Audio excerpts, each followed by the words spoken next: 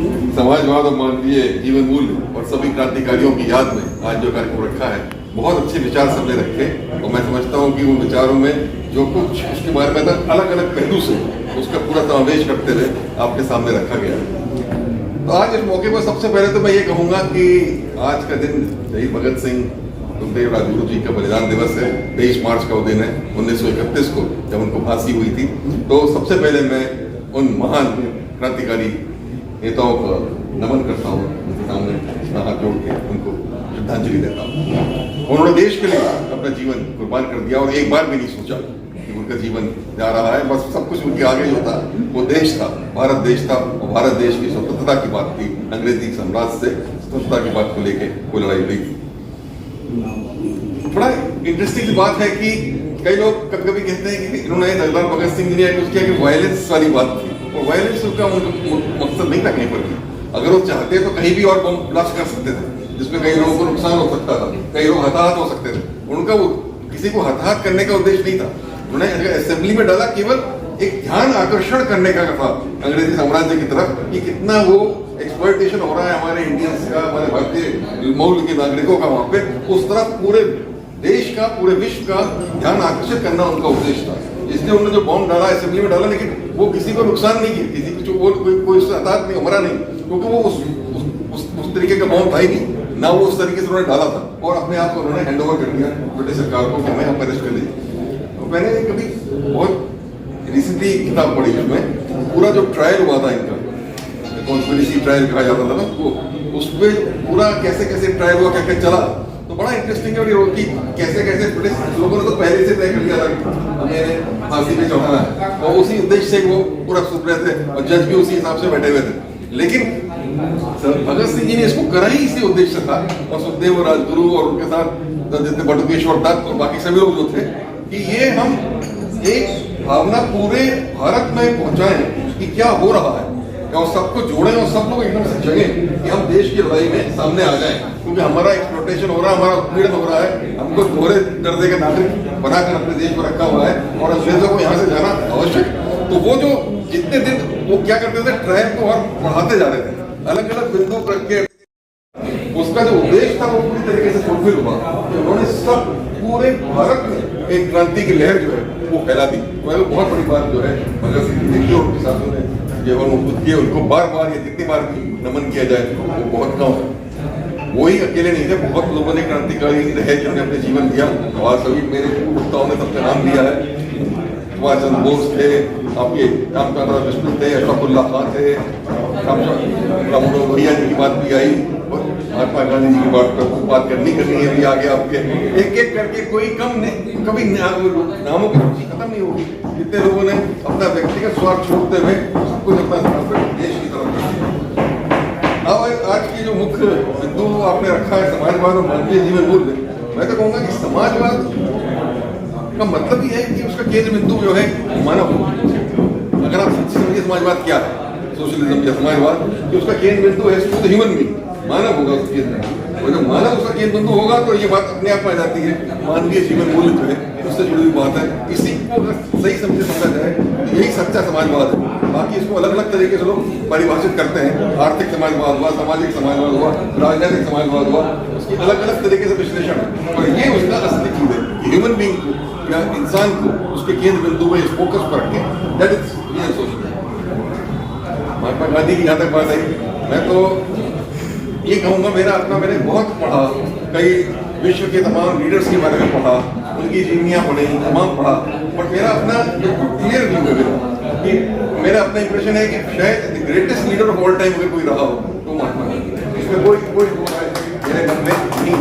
और वो कैसे नेता थे कि बताइए, एल्बर्ट आइंस्टाइन इतना बड़ा साइंटिस्ट था, जैसे बिल्कुल रिलेटिविटी की थ्योरी थी सबकी, उन्होंने क्या लिखा उनके बारे में कि generations to will come which scarce believe that such a one of flesh and blood ever walked on the face of the earth। मतलब आने वाली पीढ़ियां इस बात पर विश्वास ही नहीं कर पाएंगी कि ऐसा व्यक्ति जो हमारे तरह हड्डी और मांस का व्यक्ति था वो इस धरती पर पैदा हुआ होगा। एल्बर्ट आइंस्टाइन जो इतना बड़ा साइंटिस्ट था, और उसने कहा ये पूरे आगे आने वाली जनरेशन के लिए एक रोल मॉडल है। तो ये थे महात्मा गांधी, और उनका जीवन अपने आप में ही जैसे बहुत से व्यक्तियों ने सामने रखा। उन्होंने केवल प्रवचन नहीं दिया, उन्होंने अपने जीवन से शिक्षा दी कि मैं ऐसे जी रहा हूँ, यही मेरी सोच है, यही मेरे कपड़े हैं, यही मेरा मेरी जीवन शैली है। इसीलिए मैं आपको ये बात बताऊंगा। वो अपने जीवन को उन्होंने उदाहरण देते हुए तब बात जो है लोगों तक पहुंचाई, इसलिए उसका इतना असर हुआ जो उन्होंने कहा। अच्छा, कई लोग भाई जब आप डिस्कशन करिए गांधी जी के बारे में तो लोग ज्यादातर लोग उनका एक पहलू पे बात करते हैं, वो रही कि उन्होंने देश को स्वतंत्रता दिलाई, फादर ऑफ द नेशन, उन्होंने देश को आजाद किया। वो तो बहुत बड़ा उपलब्धि थी। उसमें सबसे बड़ी आप देखिए कि अगर आप पढ़िए इतिहास में तो 1915 में जब महात्मा गांधी जी आए वहां से साउथ अफ्रीका से, उसके पहले भी नेशनलिस्ट मूवमेंट शुरू हो गया था, चल रहा था और बड़े बड़े लोग सामने भी आए थे, बात कर रहे थे। और उसमें एक फर्क था जो महात्मा गांधी जी के आते ही आया। वो फर्क क्या आया कि तब तक ये था नेशनलिस्ट मूवमेंट जो था हमारा, ये एलिटिस्ट मूवमेंट टाइप के पढ़े लिखे लोग थे, जो वकील थे, जो पढ़े लिखे लोग थे, जो विचार रख रहे थे, वो लोग इसकी बात कर रहे थे और ब्रिटिश सरकार से एक डोमिनियन स्टेटस की बात कर रहे थे। गांधी जी ने आके इसको एक आम मूवमेंट बना दिया, जन आंदोलन रूप दे दिया। ये सबसे बड़ी बात होगी, ये घर घर पहुंचा दी उन्होंने आजादी की लड़ाई कि हर एक महिला को, हर एक वर्ग के व्यक्ति को, गांव की झोपड़ी में हर व्यक्ति जो है आंदोलन की और स्वतंत्रता की बात करना शुरू कर दे। ये गांधी जी की बात है कि वहां के मतलब एलिटिस्ट मूवमेंट को उन्होंने एक जन मूवमेंट बना दिया। तभी ब्रिटिश सरकार घबरा गई, तब तक घबराई तभी, तब तक वो नहीं घबरा रही शुरू में, लेकिन जब उन्होंने लगा कि तो हर व्यक्ति स्वतंत्रता की ओर आंदोलन में जुड़ रहा है और जो उन्होंने दिखा दिया नॉन कॉपरेशन मूवमेंट, दांडी मार्च, क्विट इंडिया मूवमेंट, एक करके सब जुड़े उससे किस तरीके से, वो सबसे ज्यादा ब्रिटिश सरकार को जो है उसको हिलाया। ये सबसे बड़ा उनका योगदान रहा। अच्छा, एक वो भी था उनकी जो बात जो मैंने कहा कि लोग इसी को जानते हैं पहलू, उन्होंने 3-4 और लड़ाइयाँ लड़ी जो उतनी ही महत्वपूर्ण थी जो अपने जीवन में। लेकिन सबसे बड़ी नेक्स्ट में आऊंगा उनका लड़ाई लड़ी और पूरा जो 1930 से 1940 के बीच में तो उन्होंने राष्ट्रीय आंदोलन से अलग करके इसी चीज पे फोकस किया था। वो था अनटचेबिलिटी। अब पूछता मतलब जो जातिवाद के खिलाफ, जो अनटचेबिलिटी का कॉन्सेप्ट था हमारे इंडिया में कि दलित लोग मंदिर में नहीं जा सकते, उनके खिलाफ वो करा जाता है, भेदभाव किया जाता है, वो लड़ाई उन्होंने टेकअप करी और उसको टेकअप करके उन्होंने पूरी तरीके से वो एक दूसरे आंदोलन में चलाया साथ साथ। उन्होंने कहा कि इसके बिना सामाजिक न्याय नहीं होगा, समाजवाद नहीं होगा, जब तक ये नहीं मिलेगा तब तक वो स्वतंत्रता मैं नहीं चाहता। वो स्वतंत्रता के साथ साथ मैं ये भी चीज चाहता हूँ इस तरीके की न्याय हो। और उन्होंने इस लड़ाई लड़की वो जीती, उस लड़ाई को उन्होंने जीता, उसको सफलता प्राप्त। तीसरे उसमें चल रहे थे कम्युनल हार्मनी, हिंदू मुस्लिम की हार्मनी हो, एक एकता है। तभी देखिए 9 खाली में जब वो तो वो सीधे वहां पहुंच गए अकेले व्यक्ति और उन्हें नौखाली के राइट्स को जो है रुकवा दिया केवल अपने प्रेजेंस। वो एक कम्युनल हार्मनी के लिए भी उन्होंने अपना जीवन जो है पूरी तरीके से त्याग किया और करके दिया। तो ये उनकी तीसरी थी। और चौथा अगर आप देखिए उनका आर्थिक दर्शन था विलेज सेल्फ रिपोर्टिंग, बात आ रही है समाजवाद की, गांव को बनाइए केंद्र बिंदु उसका आगे के बढ़ावा का, उसी को एक रिपब्लिक बनाया जाए और वहीं जो उत्पादन हो वहीं के लोग उसे कंज्यूम करें, उसी तरीके से आर्थिक व्यवस्था आगे बढ़े। ये उनकी 3-4 चीजों की उनकी सोच थी जिसपे गांधी जी ने काम किया। केवल राष्ट्रीय आंदोलन तक ही सीमित उनका विचारधारा या गांधी की विचार जो है या गांधी दर्शन जो है केवल वहीं तक सीमित नहीं है, ये पूरा कॉम्प्रिहेंसिव दर्शन है क्योंकि सब चीजों का समावेश अपने उसमें करता है। और उन्होंने क्या कहा था, सत्य और अहिंसा की लड़ाई। उन्होंने अहिंसा को कभी नहीं छोड़ा। आपको तो याद होगा कि नॉन कॉपरेशन मूवमेंट हुआ था 21 में, तो जहाँ 14 में जब कांड हो गया, घटना हो गई, उसके बाद उन्होंने फॉलो कर दिया। उन्होंने कहा कि ये हिंसा हो, तो मैं इसको नहीं मानता। जब भी उस पर उनके पार्टी में लोगों ने विरोध किया और कुछ लोग उनसे करके उसके बाद अलग भी हो गए, बड़ा होगा उससे अलग भी हो गए, पूरा एक मूवमेंट बन गया अंदर जो उनके विरोध में आगे बढ़ी। नॉट रिलेटेड, मैं नहीं मानूंगा, मैं वायलेंस को नहीं एक्सेप्ट करूँ। तो ये होता है आत्मिक शक्ति की बात, जिसके अंदर इतनी आत्मिक शक्ति हो वही सत्य और अहिंसा की लड़ाई कर सकता है, दूसरा कोई लड़ सकता है। इतना आसान नहीं है कि आप सत्य और अहिंसा में जो है वो हमेशा एकजुट होकर खड़े रहे। और दूसरा उनका था means are as important as end, मतलब किसी चीज को पाने के लिए जो आपका उद्देश्य है वो अच्छा है, लेकिन उसको पहुंचने का रास्ता भी सही होना चाहिए। मतलब ये कई लोग सोचते ना कि बल्कि जैसे चाइना के डेंग सियाओपिंग ने कह दिया था कि I don't believe cat is black और white at long as catches in mice, मतलब चूहे को पकड़ने का काम बिल्ली का सफेद हो या काली हो मुझे इससे कोई मतलब नहीं। बट गांधी जी इसमें नहीं विश्वास करता, कहते हैं मीन्स जो रास्ता है वो भी उतना ही सही होना चाहिए।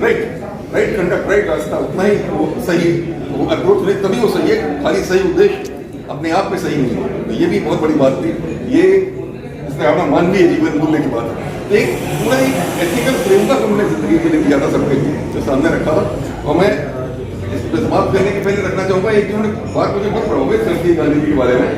उनके मैंने देखा एक जगह उन्होंने कहा कि 7 सिंस क्या होता है, 7 पाप, उन्होंने उसको मेंशन किया। उसको उन्होंने पूरा गांधी दर्शन जो है उसमें जो है वो बहुत खूबसूरत है। जैसे उन्होंने पहला क्या कहा, उन्होंने कहा politics without principle is a sin. मतलब राजनीति का पॉलिटिक्स आप करें और उसके अंदर कोई प्रिंसिपल्स ना हो, कोई मूल्य ना हो, कोई वो नहीं हो, वैल्यूज ही ना हो, तो एनी पॉलिटिक्स विदाउट वैल्यूज जो है ये सिन है। पहला उन्होंने कहा नॉलेज विदाउट कैरेक्टर इज सिन।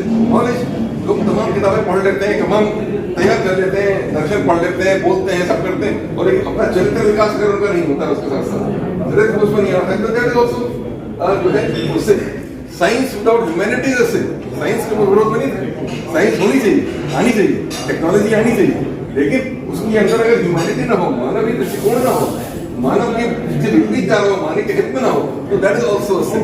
और उन्होंने कहा कि वेल्थ जो है उनका कोई बुराई नहीं, वो करें, लेकिन विदाउट वर्क वो भी सिन। वर्क मतलब वेल्थ को आप कमा सकते हैं, लेकिन अगर उसके लिए समाज के लिए उस वेल्थ को उपयोग ना करें, इस्तेमाल ना करें समाज के उत्थान के लिए, तो वो भी अपने आप से वेल्थ के खिलाफ कितने कर दीजिए। अब देखिए उन्होंने जैसे हमारे भूमत्ता में कहा, सबसे शिक्षा कॉन्सेप्ट में कहा, कहते हैं जो वेल्थी है वेल्थ कमाए, बिजनेस करे, वेल्थ को ये समझे कि हम समाज के ट्रस्टी हैं, वो वेल्थ समाज ने हमको ट्रस्ट के रूप में दी है, जिसको हम रखेंगे और समाज के लिए उसका उपयोग करेंगे, वो उनका समाजवाद का दर्शन था। तो ये वेल्थ विदाउट वर्शिप की बात है। कॉमर्स विदाउट मोरालिटी, उनका बिजनेस करिए। ये कोई कहते थे वो, मतलब कई लोगों ने विचारधारा रखी, एंटी इंडस्ट्री थे, एंटी इकोनॉमी थे, तो गांधी जी होते तो फिर कैसे इकोनॉमिक डेवलपमेंट होता है क्या नहीं। उन्होंने कहा कॉमर्स करिए, बिजनेस करिए, बट विद मोरालिटी, नैतिक मूल्य को जो है तो ध्यान रखना। प्लेजर विदाउट कॉन्शियस नहीं होना चाहिए। प्लेजर भी रखिए लाइफ जिंदगी में कोई, लेकिन आत्मा अंदर कॉन्शियस, आत्मा की आवाज को भी सुनिए। जब आप इसकी जो है इस बार प्लेजर की बात करते हैं तो प्लेजर और रिलीजन विदाउट सैक्रिफाइस नहीं होना चाहिए। रिलीजन का भी मीनिंग सैक्रिफाइस के बिना कोई मीनिंग नहीं। ये 7 चीजें मुझे बहुत प्रभावित करती है। गांधी जी दर्शन करती 7 सिंस कहा जाता है, उन्होंने आइडेंटिफाई की थी। और अगर इसको फॉलो कोई कर ले लाइफ में, ये कोई देश की उसमें फॉलो कर ले या समाज कर ले या कोई व्यक्ति भी कर ले, तो आप देखिए ट्रांसफॉर्मेशन हो जाएगा, परिवर्तन हो जाएगा।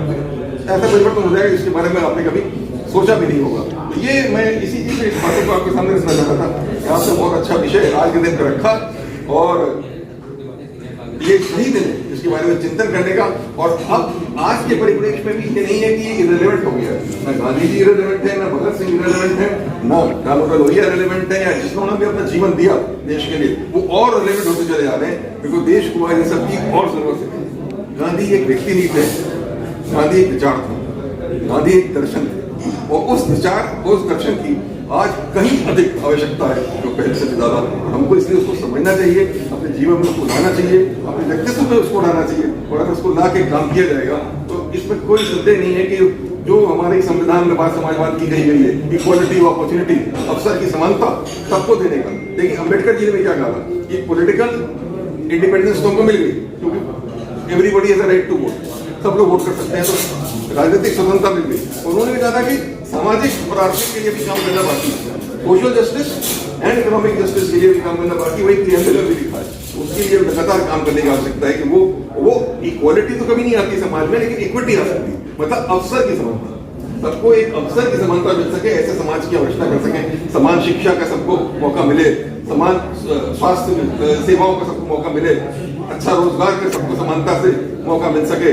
ये तरीके का अगर समाज बन सके और जिसमें कोई भेदभाव ना हो, कोई आपसी वो ना हो, घृणा की भावना ना हो, सब एक सोशल हार्मनी के भाव में चल के आगे बढ़े। I think that is the essence of Gandhi darshan. या भगत सिंह जी ने जो बात कही थी उन्होंने बहुत, भगत सिंह जी वो not only he was a great thinker also, उनकी किताब पढ़ी है, व्हाई एम एन एथिस्ट किताब लिखी है, या उनके दर्शन को मार्क्सिस्ट फिलॉसफी से पूरी तरीके से इन्फ्लुएंस थे, और उन्होंने भी यही बात करी थी, उत्थान की, गरीबों की और पिछड़े लोगों की। तो आज इसी परिप्रेक्ष्य में इन सब बातों को सोचने की आवश्यकता है, और हम सबको अपने जीवन में भी बुलाने की जरूरत है, और पूरे जिस तरीके से हम जो भी कार्य कर रहे हैं in any way we are contributing, चाहे हम राजनेता हो, चाहे अधिकारी हो, चाहे बिजनेसमैन हो, चाहे ट्रेडर हो, उसको इस चीज को अपने जीवन में लाना पड़ेगा, तो वास्तविक ट्रांसफॉर्मेशन या जो बदलाव है वो आएगा। धन्यवाद।